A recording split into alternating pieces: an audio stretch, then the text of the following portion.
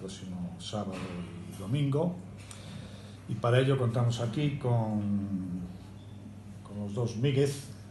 padre e hijo, que nos van a explicar un poquito cómo va a ser el desarrollo de esta competición este fin de semana, ¿no? Sin más, ya le paso la palabra para que nos explique el más joven, Manu, que a su vez no sé si va a participar esta vez no, está como organizador, no como deportista, que nos explique un poquito cómo va a ser el desarrollo de la competición.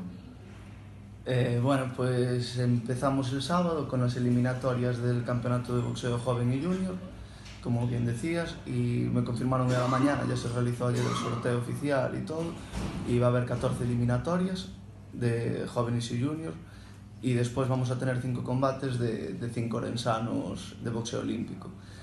Van a ser todo combates al KO, los jóvenes y junior también compiten al KO, la única diferencia es que en vez de sin casco compiten con casco, pero también 3 asaltos y al KO sobre el ring, normal.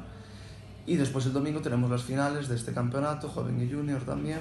y eso, las finales serán otros 9-10 combates en todas sus categorías, y joven son 15-16 años y junior son 17 y 18 años. Y